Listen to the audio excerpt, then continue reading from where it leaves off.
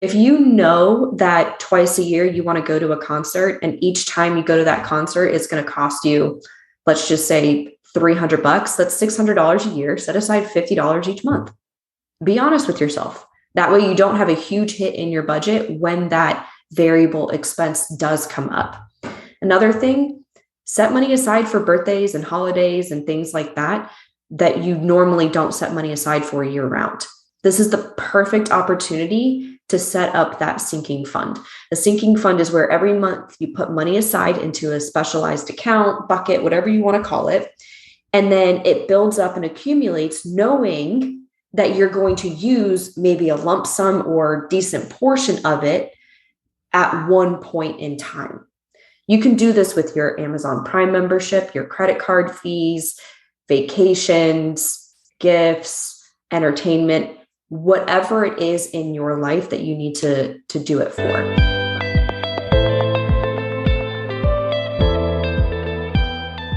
Welcome everyone to Learn, Speak, Teach, powered by Balbert Marketing, LLC. If you love to learn, be inspired, and succeed, we're here to speak and teach. I'm your host, Ben Albert.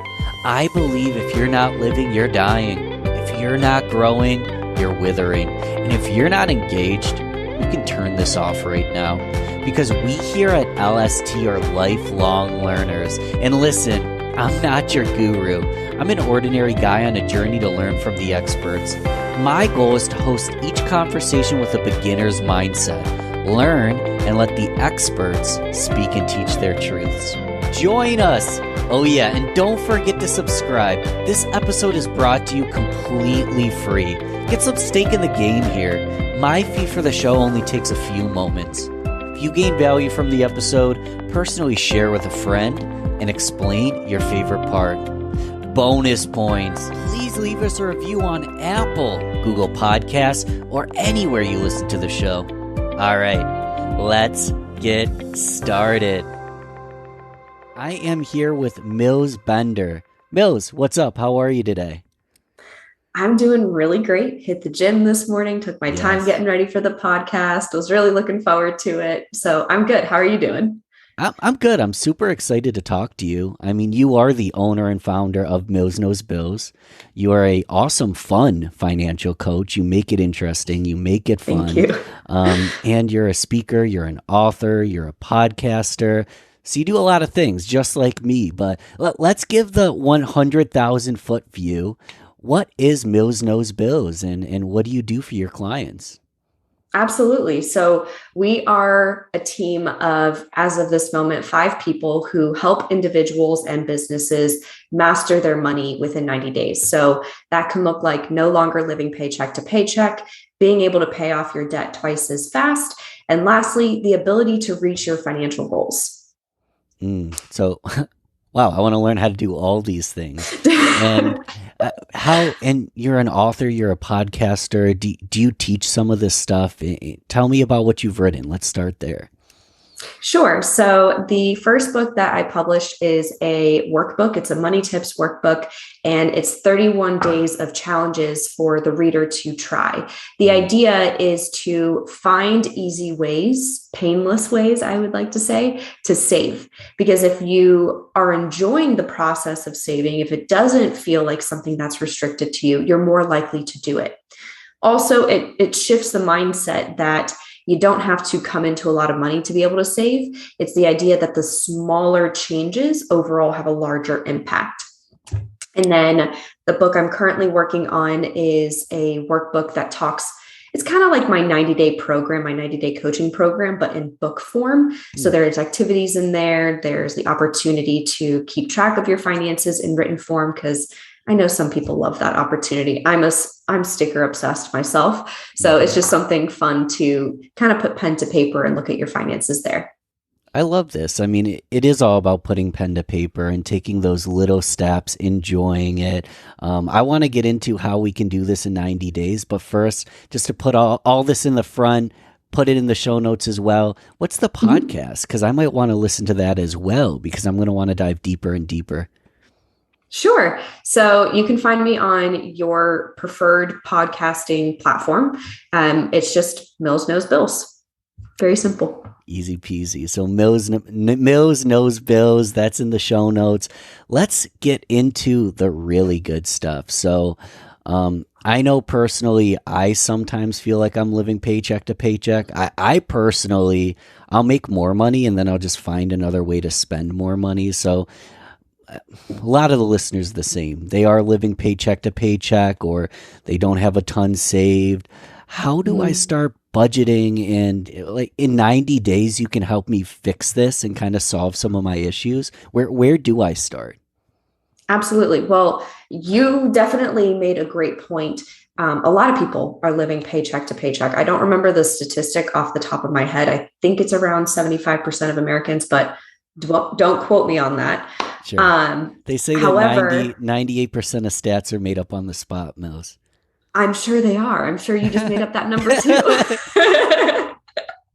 No, but in all seriousness, Yes.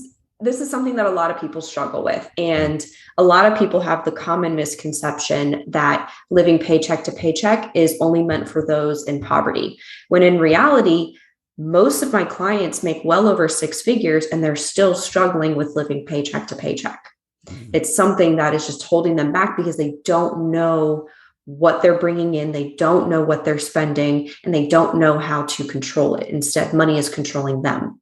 So, really, step one for any of your financial goals. I know we're recording this in the new year. I'm sure this is probably going to come out maybe a few weeks or a few months from now. However, a lot of people have these New Year's resolutions with their money and they don't know where to start.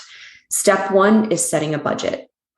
The first time I heard the word budget, I cringed. It just sounds gross, right?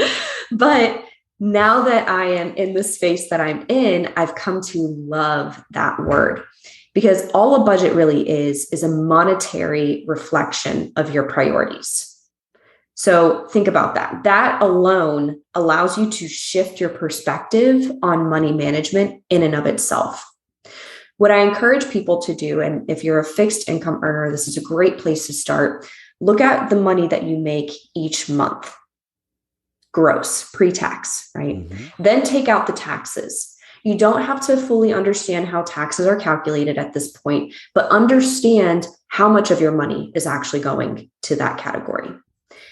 Then you take a look at your net income, the money left over taxes, and see all of your mandatory living and debt expenses. This is things like food in your belly, clothes on your back, roof over your head, those types of items. And once you've calculated the total of all of your mandatory living and debt expenses and you subtract that from your net income, you're left with what's called your discretionary income. It's money that you can spend at your discretion. And this is where you really have the opportunity to make a difference in your finances. Once you've figured out your discretionary income, whatever money is left over, make a list of all the places you would like to spend that money in any given month. Think of things like dining out, entertainment, clothes, whatever your vice is when it comes to spending money, and then prioritize how you're allocating that discretionary income across those categories. A lot of people think that budgeting is meant to say no, when in reality, it's really meant for you to stay within reason. Mm. Notice how I didn't say take out dining out or entertainment or your vice. I call it my kryptonite. I'm a Marvel DC Yeah. nerd over here. Yeah. Yeah. But it's the idea that you give yourself some parameters. And if you see everything written down on paper, that's the first step to see how much you can actually spend in that category each month. It gives you some buffers and bumpers to make sure you kind of stay within your lane. And that's the first step. There are some other ones, but great place to get started is just to set a budget and see where you actually want to spend that money. Got it. So get started with the budget, figure out how much approximately what you'll pay in taxes, Mm-hmm. and Mm-hmm. then build that. That'll be your starting framework. I'm wondering, people live in a lot of my listeners are from New York because I'm from New York, but people Mm-hmm. listen from Texas, Florida, everywhere, right? How it's going to be different per state, but how do I figure Mm-hmm. out what I'm going to pay in taxes? Is there any tips to figure that out? Sure. The easiest step is to look at your most recent pay stub. Just pull it up, actually look at it, actually read it. If you're not sure what some of the verbiage is on there, you're more than welcome to reach out to me. I geek out over over pay stubs and teaching people how to understand them. But you're going to look at a few different categories. You're going to look at the federal income withholding. Everybody in the United States pays that. Depending on the state you live in, I think there's all except 7 states in the US have state income tax. I know New York definitely does have state income tax. You'll see that line item as well. Local income tax, that's really few and far between, but New York City and San Francisco are a great example of that. And then everybody in the US also pays FICA. This is your Social Security and Medicare. And this is money that goes towards your future use. So depending on where you live, you could have up to 5 main categories of where taxes are withheld. The easiest thing you can do, like I said, is look at your most recent pay stub and see how much of that paycheck is withheld in total. You will see a total dollar amount. It's typically like bottom right of the taxes section on your pay stub. But you can take that as an average just to give yourself an idea of if you're paid, let's just say $5,000 a month, how much of that is not going into your pocket. Yeah, that what a simple, easy tip. I mean, we in such a virtual world where there's electronic pay stubs and it auto deposits into my bank account, it's easy to forget that I can just look at the pay stub and it's going to tell me exactly how much I paid in taxes. And it'll accumulate over time so you can see what you paid each quarter, each year, so on and so forth. I want to tell you kind of just a random, super crazy, funny story. Yes. And I don't want to throw anyone under the bus, so I won't. But a few years back, I claimed 2 exemptions at the start. Okay. When I got hired, I claimed 2 for my exemptions. And apparently they put me on the books as 12 exemptions, which I don't think that's even possible, is it? I feel like it caps out at 5 or 6, but I don't even know. I've never heard of 12. How does that even happen? So it's at 12, and at the end of the year, I was in sales, and we're basically comparing commissions, being kind of arrogant. I don't like that side of me, but everyone's asking, your commission here, commission there. My buddy's like, "You're not paying taxes. You're not paying any federal tax." And then we looked at it, and it said a big fat 12, and which makes 0 sense. If anyone doesn't know, 1 or 2 or 0 makes sense. 12 makes no sense. Yeah, those are the most common. Yeah. I wasn't paying any federal tax at all. And what ended up happening is I ended up owing the government a lot of money for that incorrect exemption. And the only reason I bring this up, Mills, is I could have caught that in January instead of waiting till November to see it, but I wasn't looking at my pay stubs. Right. So right. A lot of people don't look at their pay stubs. I mean, I was working with a client starting October of 2020, I want to say. I don't even know what year we're in right now, but I started working with this client, and part of his problem with living paycheck to paycheck was the fact that he didn't realize $500 of his paycheck was being unnecessarily withheld for insurance policies he no longer needed and other random items. So he was overdrafting on his bank account by about $500 each month. Actually, it was $500 a paycheck, which was about a little over $1,000 a month because he was paid biweekly.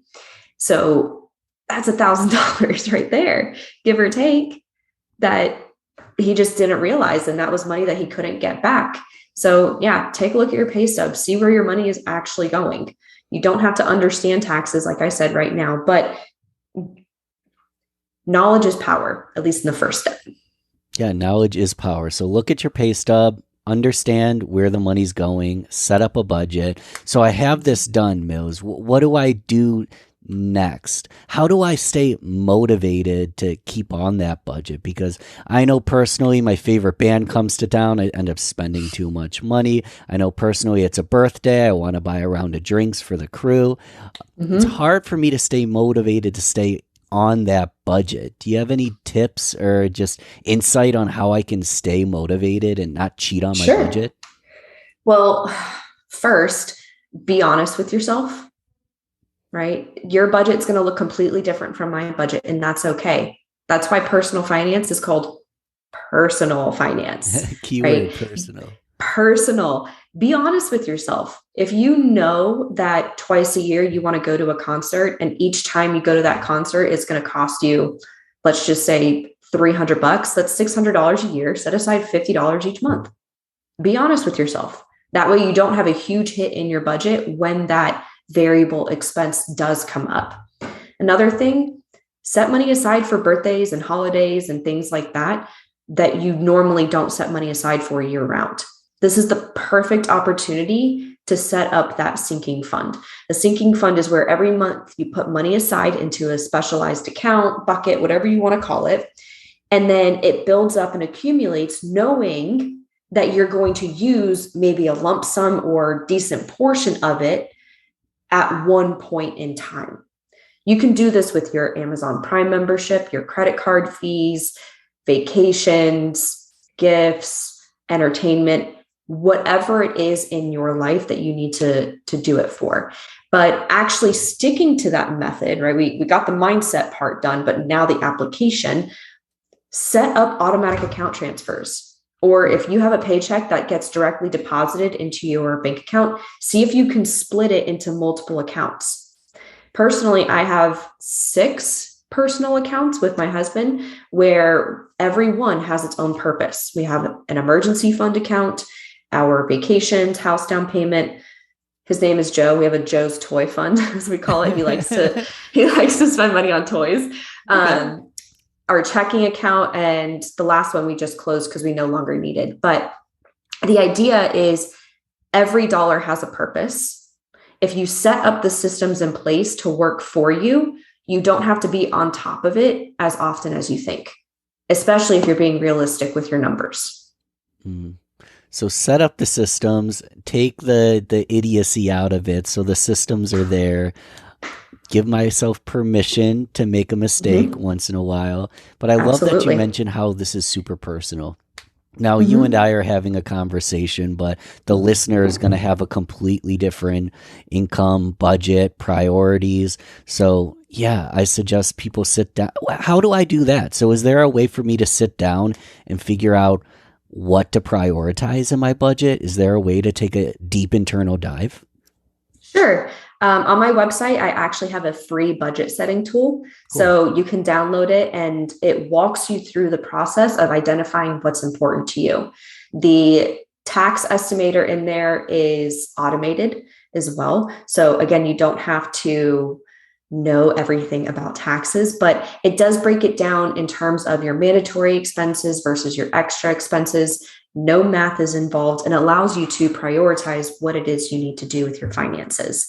The other thing I would mention, which kind of is a good bridge between your last question and this question, a budget isn't fixed.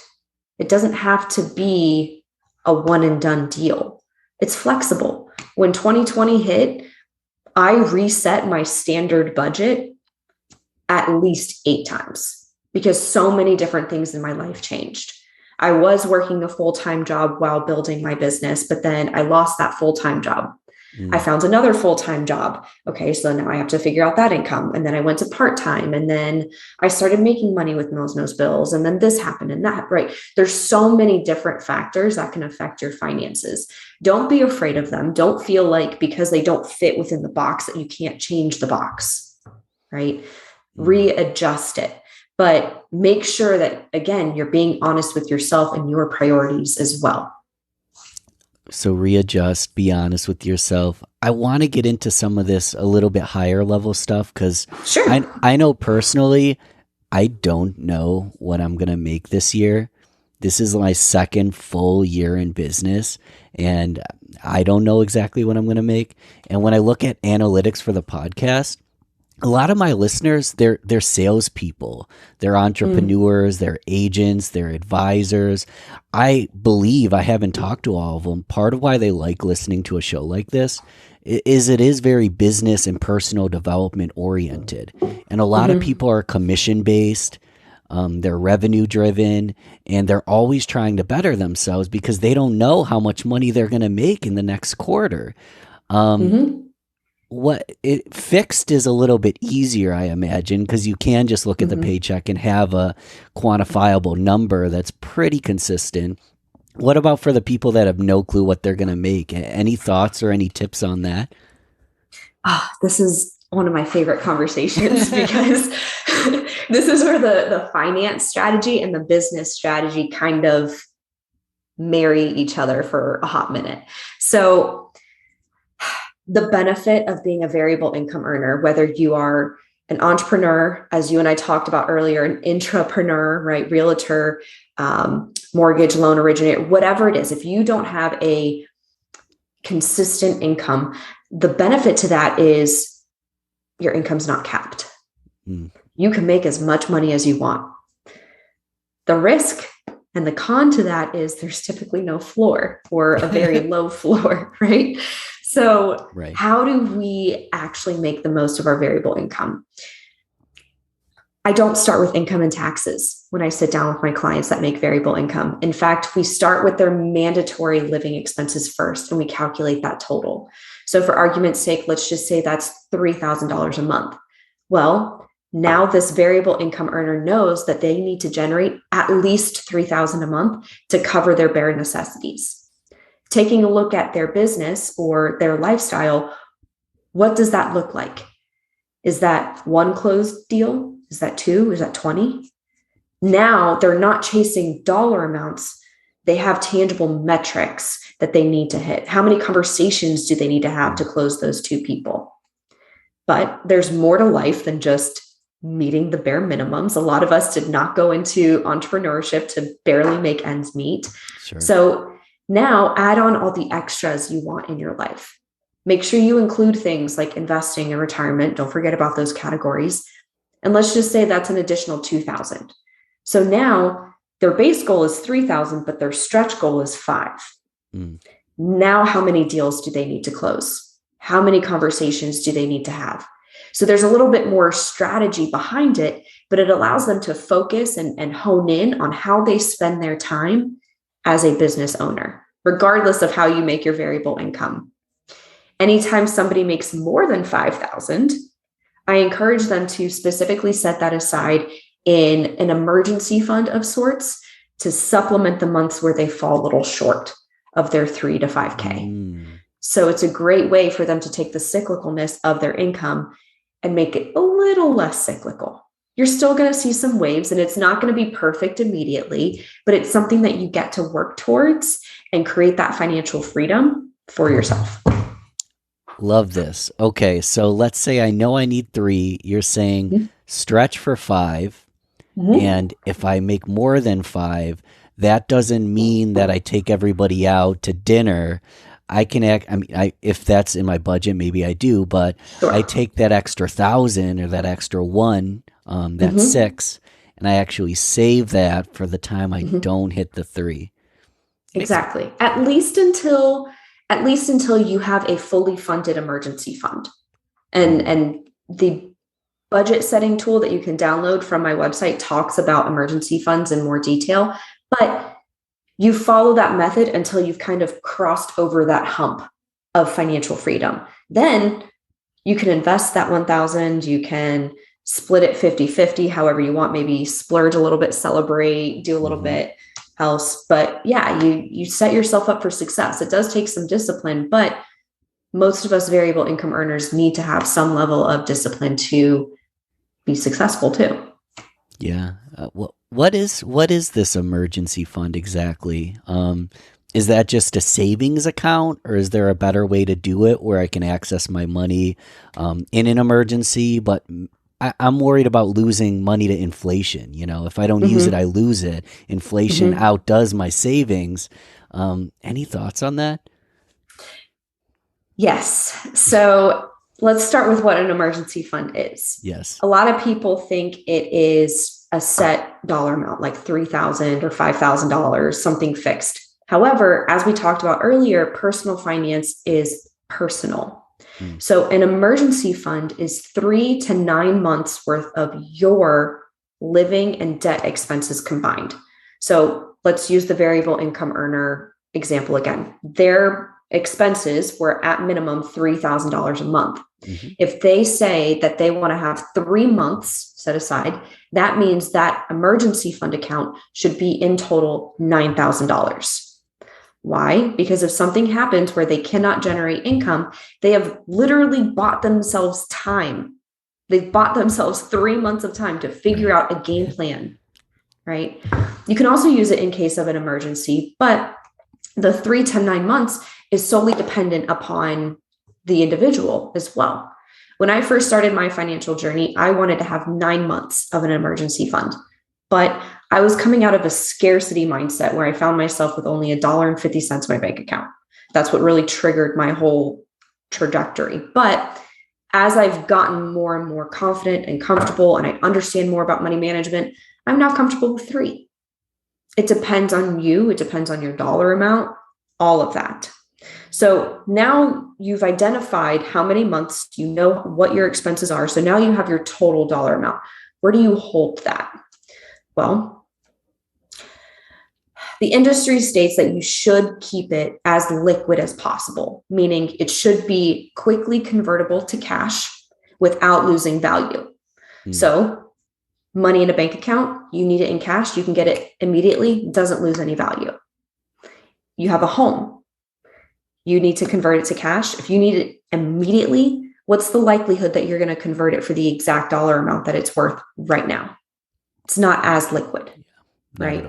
So you want that money on hand. What I encourage my clients to do is identify how much they are willing to have accessible versus how much they want to put in a high yield savings versus an investment account. So I have all of my emergency fund in a high yield savings where it's generating about 2%. And then the rest of it is invested pretty aggressively. So again, personal finance is personal, but you want to make sure that if an emergency happened, you have enough money on hand to cover that emergency without losing value of whatever that money is invested in right now. Right. Plan B for when things happen. And wow, things do happen. So I want to move in a moment. I want to get into investing because we're almost like moving up the ladder of like, I have my budget in place. I'm doing a good job with my budget. Now I want to invest. But before we get into investing, I realized that I didn't spend much time getting to know you. And you mentioned how you had like $1 or $2 to your name. Yeah. Tell me about your success story here, because that's not the case anymore. Like, why were you in that place of struggle and what did you do to get out of it? So when I first started college in fall of 2014, I thought I knew how to manage my money. And 6 weeks into the first semester, I checked my bank account because I wanted to grab dinner with some friends and I wanted to see what I could afford that night. I had $1.50. I did not go out to eat that night, but that moment really was eye-opening for me. Lots of questions flooded my mind. Like, how did I get here? How can I make sure it never happens again? And then I started asking myself those more higher level questions of, should I budget? Well, what is a budget? What about a credit card? What is credit? How do I even apply for it? How do I invest? Right. And I started asking myself all of these questions about money. And then I realized I'm living in the you don't know what you don't know conundrum. Right. I was asking myself questions based off of topics I had been seemingly introduced to. But what about all of the other aspects of finance and that industry as a whole? Am I not asking myself about because I just have no clue about it? So I didn't like that feeling. I kind of sat with it, but kind of put it in the back of my mind and allowed myself to finish out that semester. To fix the problem, I found a lot of free food on campus. I would go to all those meetings and just attend it for the free pizza and all of that. Problem solved. And then I found scholarships and things like that, but it wasn't really solving the root problem. It was sticking a Band-Aid on the issue for me. And I realized I needed to kind of like clean that wound with antiseptic and then put the Band-Aid on it. And for me, that was changing my major to finance. Up Mm. until that point, I was studying business management, which was my nice way of saying undecided. And I decided to use my college career as an opportunity to learn a skill set, regardless of, what career path I was going to choose. I didn't think I was going to pursue finance. I just wanted to know how to use money because it was going to be involved in my life regardless. So I studied finance, fell in love with it, and slowly but surely started adding these elements that I was learning about into my life. I started adding a budget. I got a job. I got an internship. I put my money to use. I learned how to invest. And when my husband and I got married in December of 2017, we were, combined making an okay amount of money. And we still found ourselves with some debt. That was the one thing that we kind of didn't know how to tackle. And our combined net worth was negative 25, negative 30,000, something around there. And none of it was student loans. It was all credit cards and personal loan and car loan and things that didn't have to be there. You just went to college and you just got married. You're taking I'm on debt insane. probably. Yeah. Yeah. Yeah. Anyway, so I'm chuckling because I'm one of the, I got married the day after college graduation. It was not planned, but it was what happened. And we can talk about that another day, but people always look at me like I have four or five eyeballs when I say that. Right. Anyway, so we found ourselves with some debt. And at this point, I wanted to do something about it. So I made it my mission to get our net worth from negative to zero within a few years. And we did. And then I wanted to go to a positive net worth. And then this past year, my goal was to get us to positive $250,000 of net worth by the time I turned 25. I thought 25, kind of fun. Yeah. And we hit it. And we did great. And then now our net worth is about 370, give or take. And it's not because we make a ton of money. I mean, we do make a decent living, but we're smart about how we spend our money. We use leverage, not liability when it comes to debt. We invest our money so it's working for us. We're living within our means. We don't carry over any credit card balances. We've put our money to a use where if we never invested another dime for retirement, we will still retire with over $7 million because we've taken that opportunity to put that money to work and give it a job. Isn't that the life when your money's working for you and you can retire and not have to worry about the paycheck to paycheck anymore? You have income coming in. I love your story and thanks for being vulnerable to tell it. I mean, I'm not kidding you, Mills. I was one of those guys that would get a 0 APR credit card, preferably 15 to 18 months, but I'd go for 12 if I needed to. And I'd get a 0 APR credit card. And then in 15 months, I would start paying it off and I would get a new 0 APR credit card and start putting all my purchases on the new card. So I was just taking my debt and I was shifting it. You're just shifting. Card. But I wasn't, but listen, you're smart about it. I wasn't paying interest on it.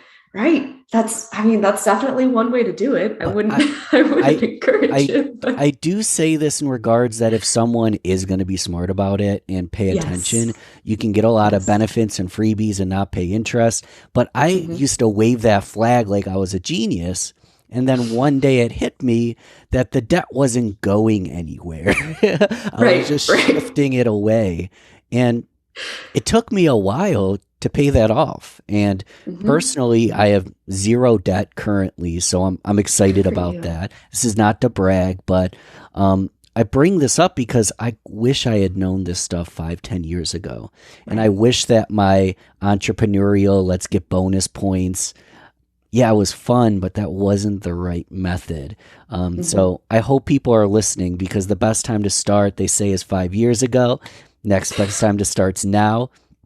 But let's move into the people that are like me that aren't too worried about debt right now. And their budgeting's good. Mine isn't great, but their budgeting's good. They're less worried about debt. And now they're worried about growth. They're worried about retirement. They're worried about long-term sustainability. investing as a whole, I know it's personal, but is there any easy tips that I can Google and look into? And where should I get started with that money, the extra money I'm making past my budget? What should I do with it? Well, first, let's kind of unpack why investing is important Mm, because some people just put it off, put it off, and put it off. But if you are investing, and I'm just going to throw out some basic numbers right now. If you want to have $1 million by the time you retire at 65 and you're currently 25, let's just say the equivalent of that is $100 a month based off of the interest rate you're getting, right? If you wait even 10 years, if you wait till you're 35, mm. it's no longer going to cost you $100 a month. It's going to cost you $300 a month. So It's a big difference. it's a huge difference. Every 10 years you wait to start investing, it costs you 3 times as much to get the same dollar amount. 3 times as much. And that just compounds. So again, as you mentioned, the second best time to get started is today. Today. If you work with a company that offers a retirement plan, please take advantage of it. That's the easiest way to get started. Enroll in it, contribute money. It automatically gets withheld from your paycheck. If you're not sure how much to contribute, make your first goal the absolute bare minimum contribution from you to get the max contribution from your employer. Mm. Then you're not leaving free money on the table. If you can contribute more, go for it. Please do. Now, if you don't have access to a retirement plan through work, I encourage you to open up an account at any financial institution that you feel comfortable. I mean, JP Morgan, Charles Schwab, TD Ameritrade, E-Trade. I can go on and on. Vanguard, right? There's plenty of reputable platforms out there. First step, open the account. Second step, send money to the account. It does not automatically get invested. It doesn't. So just get in the practice of sending money to that account. And then last step, while you are in the process of sending money to that account and building that little egg to be invested, research different types of investments for you to put that money to use. There are a ton of opportunities for you to take advantage of. I can give some quick tips, but it's not going to be your end all be all, I would say. I would say identify your risk tolerance. If you're not sure what that is, figure out how much money you are willing to lose in order to get the gain that you're hoping to get. Next step, look at index funds. Those are a really easy way to invest lazily. Now, that money is diversified and it's balanced, but it's not necessarily, the risk is not necessarily diversified because most of it is in stocks, or all of it is in stocks, depending on the fund that you buy. So just take that into account.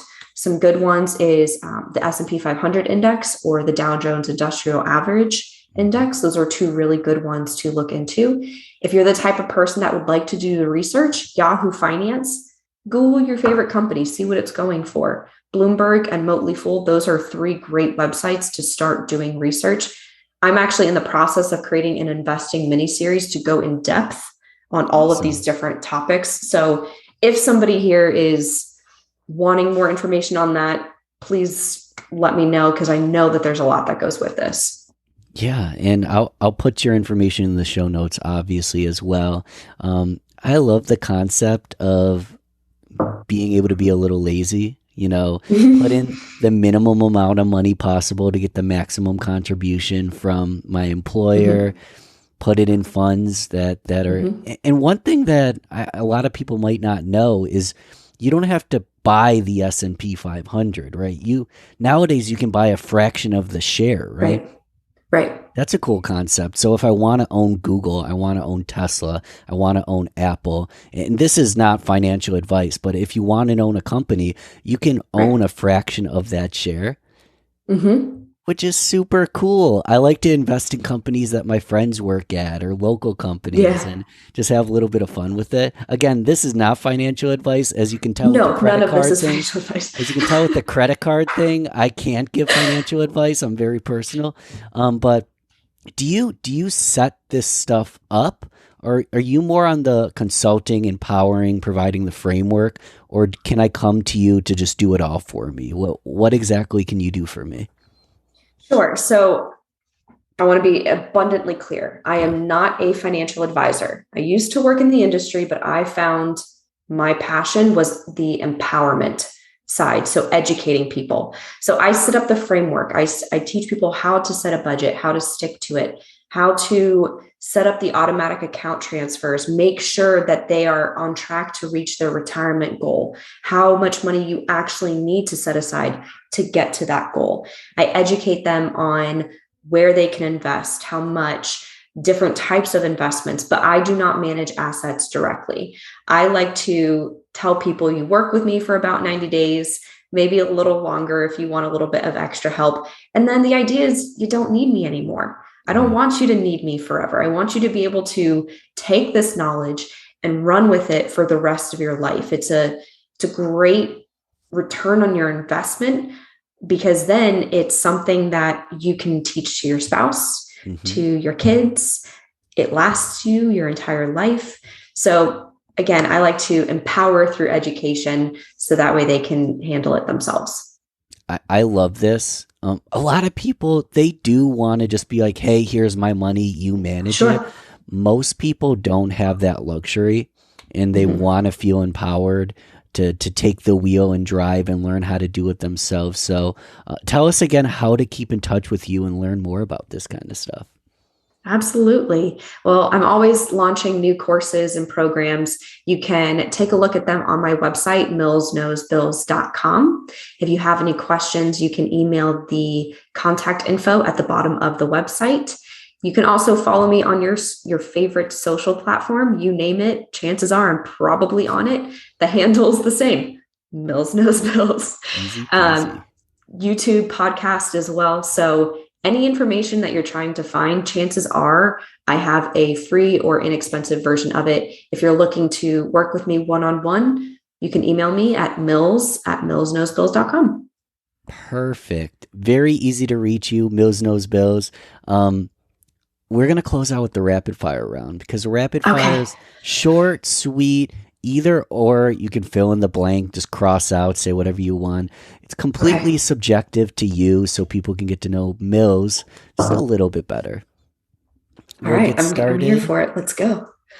Drum roll. We'll get started with coffee or tea. Both. Both. Beer or wine. Wine. Cats or dogs. Both, but dogs. Okay. Are you a morning person or a night owl? I'm a morning person. Favorite ice cream flavor? Let's do that one. I know it tastes like toothpaste, but I have to say mint chocolate chip. I like mint chocolate chip, and I don't think it tastes like toothpaste. So, I, I do think it tastes like toothpaste, and I still like it. I think that's even worse. toothpaste flavored. Um, you mentioned that we can find you on pretty much any social media. Mhm. Do you have a favorite platform? Where do you enjoy spending the most of your time? I love Instagram because I like how you can see the story highlights, but you can also see the posts and the reels. And I love seeing how creative people are. It's very entertaining. Yeah, go follow Mills Knows Bills on Instagram. I met her through David Momano, a great friend of mine. I was following her on Insta. She actually makes this budgeting stuff fun. It's not dry and it's boring. It's actually fun and it's interactive. Thank you. To close out, give us 1 to 3 just resources if I want to start reading about this kind of stuff, whether it's online, Ooh. a book, a podcast, any resources that have helped you that you've learned from that you'd recommend? Sure. So, books, I love books. I'm going to say my top, I'll just say my top two favorite finance books are Rich Dad, Poor Dad by I can't pronounce his last name. Robert And then Kiyosaki. thank you. I And haven't read it then yet, but that's been recommended to me 10 times and I haven't read it oh yet, my so I'm God. an idiot, but it's Robert Kiyosaki. Yeah. Thank you, Robert Kiyosaki. I'm also looking at the two books I'm currently reading right Oh, now, yeah. and like Nice. that's throwing me off. Yes, a lot of people think that Rich Dad Poor Dad is going to be dry. It's really not. Like I Mm. understand I'm a finance and Excel nerd and all of that, but it's really interesting and it's very eye-opening. So 10 out of 10 recommend. The second book would be Fearless Money Mindset by Arian Simone. Great perspective on changing your mindset on money if you're somebody who is afraid of it or afraid of looking at your finances or bank statements. And I'm going to add a third book in, my entrepreneurs out there, Profit First Mm. is also very good. So books. In terms of websites, I live on Yahoo Finance. Mm. I love looking up how companies performed, looking at their financial statements, their earnings per share, what they're currently trading for, all of that. There's so much information on Yahoo Finance, but to be a successful investor, you don't have to understand all of it. Find the 2 or 3 pieces on there that you love and run with it. And then lastly, I look at your own information. Look at your own bank statements. That will tell you a lot about how you spend your money. Look at your credit card statements. Stop being afraid of where you currently are. And the more you look at it, the less scary it becomes. So I know that's not a public resource, but that's definitely something that a lot of people just forget. They do research with all these other things, but they're not researching themselves. Research ours. I don't even know what to say. You've been so much value, Mills. One Thank more you. time, it's Mills Knows Bills on everywhere, right? Everywhere. I legit am out of questions because this is what I'm going to have to do. I'm going to have to listen back. I'm going to take a pen and paper and I'm going to take notes. And if anyone's listening to this and they didn't take notes, please, I encourage you to listen a second time, take some notes, then ultimately check out your website, maybe go through some of the worksheets, figure out your own personal budget. Anything we missed, I think we covered a lot of good stuff.